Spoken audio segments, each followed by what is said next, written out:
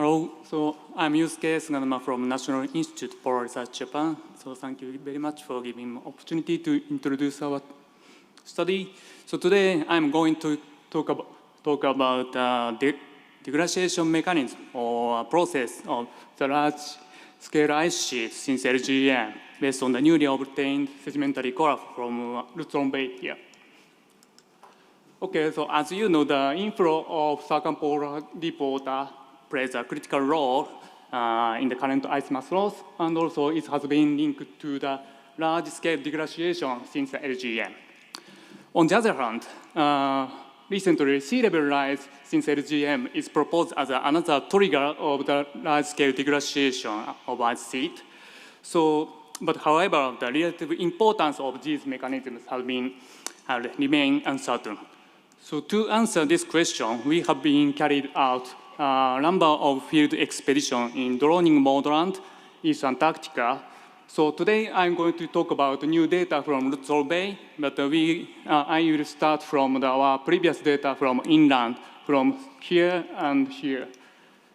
Okay, recently we published a new ice sheet chronology based on the surface exposure dating and also ice sheet modelings, and found that clear ice sheet thinning from 9,000 to 5,000 years ago. And to find out the forcing of the thinning, we compare this with paleoclimatic proxies, and atmospheric temperature, and regional ocean temperature at 450 meter depth. But we have a clear high temperature here, 12 to 11,000 years ago. So this is preceding the initiation of the thinning. On the other hand, GI modeling based on the refined 6G ice load model, we could see a clear high stand at about 9 to 8,000 years ago. So because of this, we propose that regional high stand with CDW inflow may cause the ice sheet thinning via the ice shelf breakup process. But we didn't have a clear evidence of that. So next target is this part. So to address this question, we started a new project. This schematic figure is showing our new project. So by using our icebreaker Shirase, we obtained new sedimentary core to investigate the degradation process in the bay. So this is Lützow Bay, and this is the Soya Coast where we observed ice sheet thinning from 9,000 to 8,000 years ago. And this is the submarine valley and CDW inflow, and this is the site we obtained a new sedimentary core. So this profile is showing you ocean temperature from two profiles, A and B and B dash. So you could see that clearly. So CDW inflow come into the bay along the submarine valley. On the other hand, surface water is occupied by colder Antarctic surface water. So these geographic settings allow us to investigate a degradation process since LGM. So before moving on our result, I'm going to show you the schematic figure of our proxy, and that is oceanic beryllium isotope. So beryllium-10 is produced by cosmic ray in the atmosphere and removed by precipitation within several years and transported to the ice sheet and ocean. But there are no direct pathway to the sediment underneath the ice sheet. So the concentration of beryllium-10 in the sediment can be used for the reconstruction of the sedimentary environment like this. Okay, let's move on to the result. So this is lithology and proxy data of the newly obtained core. So this is CT, lithology, lithophascis, grain size, carbon isotope of the forum, radioradian and diatom concentrations, and oceanic beryllium-9 ratio, and barium-titanium ratio. It's a proxy of meltwater from the ice sheet. So if you look at this data, you could see the significant change from the bottom to the top, especially the production signal based on the RADS and diatom concentration, and also beryllium-10 concentrations. They are showing a clear increase in the upper part of the core. On the other hand, if you look at the deeper part, concentration of beryllium-10 is quite significantly low. Actually, this is lower than the sediment, modern sediment obtained from the underneath of the glacier nearby.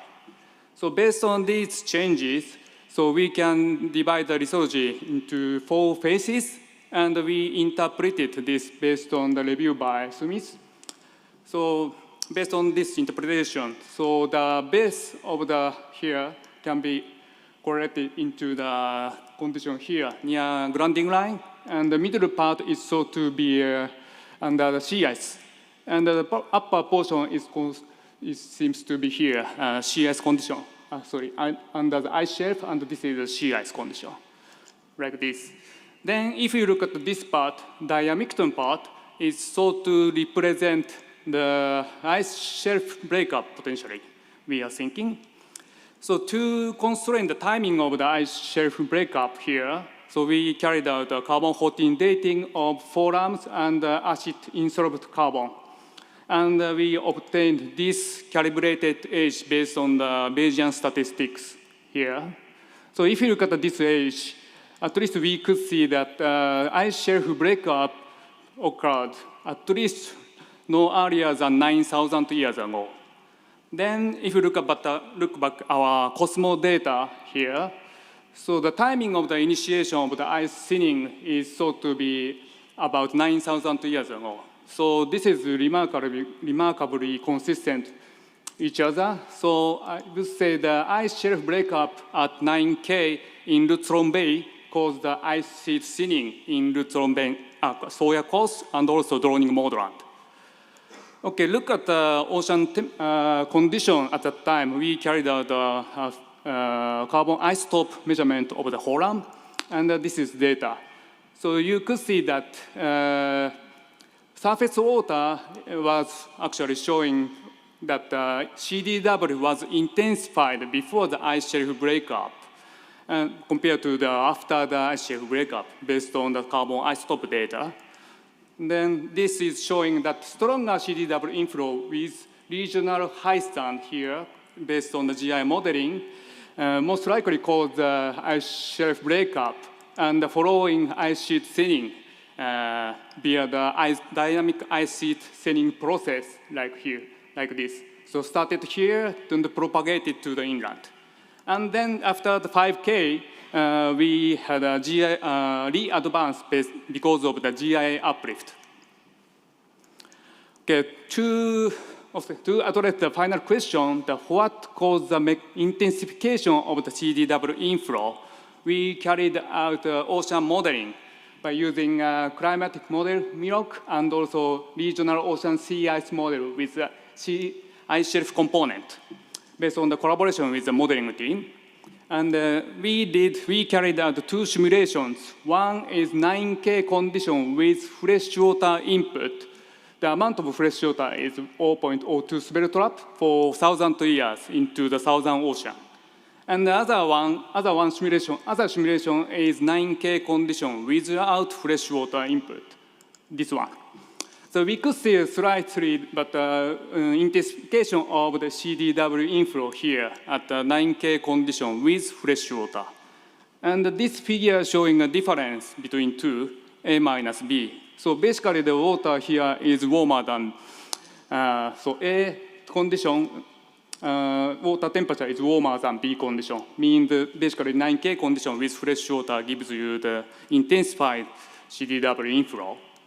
So I would say that the 9K condition with fresh water input produced stronger CDW inflow in Lützow-Holm Bay. So let me summarize my talk. The sedimentary core from Lützow-Holm Bay, East Antarctica, revealed increased in oceanic beryllium-10 and also marine biota activity above the diamicton layer.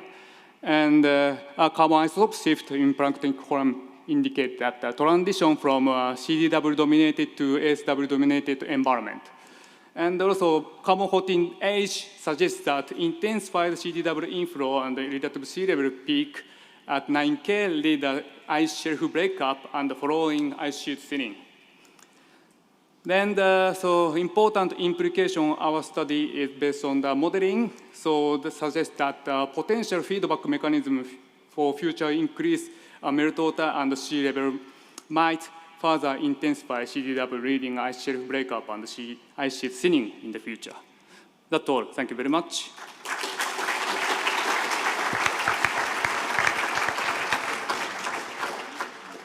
Thanks a lot for this comprehensive walk through the history of the Lützow-Holm Bay.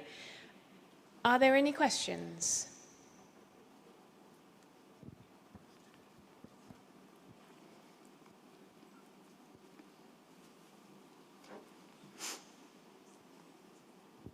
Hi, thanks for a great talk, Yusuke. You mentioned the re-advance. I just wondered if that was, whether you've got any evidence for that, geological evidence, or what that was based on. Which one? Ice shelf breakup? I think you said the re-advance after ice shelf breakup. Yes. Yeah. Okay, actually, this is not our data, but we have several previous reports from Lützow-Holm Bay showing a re-advance of the glacier, actually. But not strong, but yes, we have several field-based data for showing a re-advance. I got that explain it later. Okay. I saw another question there.